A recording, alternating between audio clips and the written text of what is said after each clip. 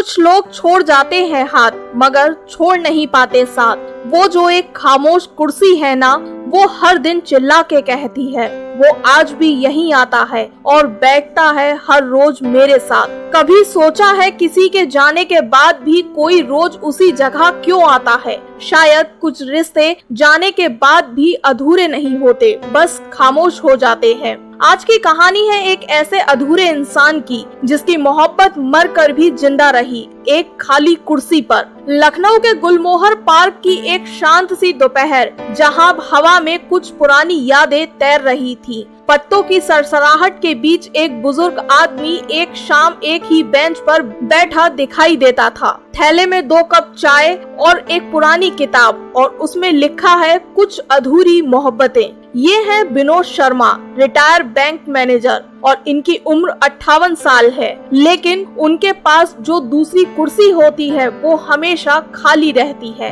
लोगों के लिए शायद वो बस एक कुर्सी है, मगर उनके लिए वो एक अधूरी कहानी का आखिरी पन्ना है। संध्या उनकी पत्नी थी, 30 साल साथ रहे। जिंदगी में बहुत कुछ था, सपने, जिम्मेदारी, इंतजार और वक्त जो हमेशा कम पड़ जाता था। संध्या अक्सर कहती थी, विनोद कहीं दूर चलते हैं, पहाड़, समंदर, कुछ तो देख ले जिंदगी में। विनोद बस मुस्कुराकर जवाब देता है, रिटायर होने दे, फिर हर शाम तेरे साथ बैठूंगा तसल्ली से। लेकिन वो तसल्ली कभी नहीं आई। एक दिन अचानक संध्या बीमार पड़ गई और उसको ब्लड कैंसर हो गया। शुरुआत में हल्का लगा, फिर इलाज शुरू हुआ। कीमोथेरेपी, बालों का झड़ना, थकावट, और एक मुस्कुराती हुई औरत को धीरे धीरे चुप करा दिया गया। जिसकी आवाज से घर में रौनक थी, वो रौनक कहीं खो गई। विनोद ऑफिस से सीधा अस्पताल आता था और उसका हाथ थामे रखता था। संध्या ने एक शाम कहा,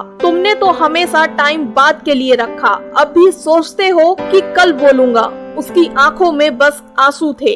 अगर मैं चली जाऊं तो उस बेंच पर बैठा करना, मेरी कुर्सी खाली छोड़ना, मैं आऊंगी वहां तुमसे मिलने हर रोज। और फिर वो एक दिन चली गई। अब हर शाम विनोद उसी पार्क में आता है, अपने साथ 2 कप चाय लाता है, एक किताब पढ़ता है और कभी कभी आंखें बंद करके जैसे किसी से बातें करता है। लोग गुजरते हैं, कुछ देखते हैं, कुछ अनदेखा कर देते हैं, पर एक दिन एक लड़का आदित्य जो रोज दौड़ने आता है, वह वहाँ पर रुक जाता है और वो विनोद से पूछता है, अंकल ये खाली कुर्सी क्यों है? विनोद धीमे से मुस्कुराते हैं, क्योंकि मेरा एक हिस्सा अब भी उस पर बैठता है और मैं उससे बातें करता हूँ। कुछ दिन बाद आदित्य की माँ नीलिमा भी उस पार्क में आती है। विनोद से बातचीत होती है। वो भी अकेली है और विधवा है।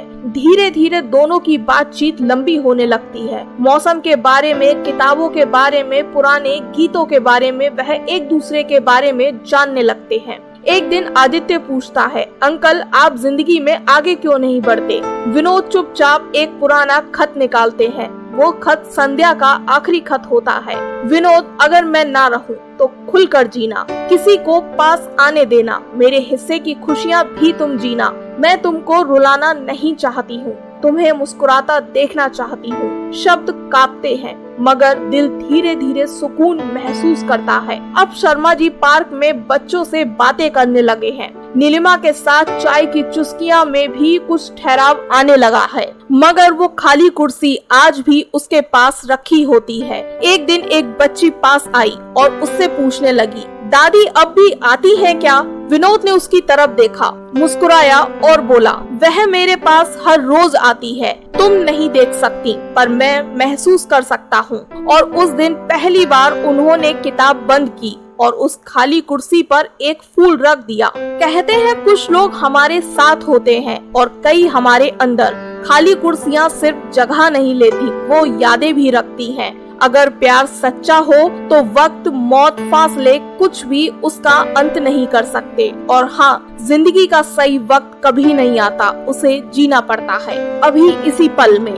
कभी किसी अपने को कल मत कहो, क्योंकि हर किसी के पास आज ही है। मोहब्बत को वक्त चाहिए, मगर हम उसे वक्त नहीं देते। यादें लौटती नहीं, सिर्फ हम रुक जाते हैं। ऐसी ही तमाम कहानियों को देखने और सुनने के लिए बने रहिए मेरे साथ और देखते रहिए RI स्टोरी।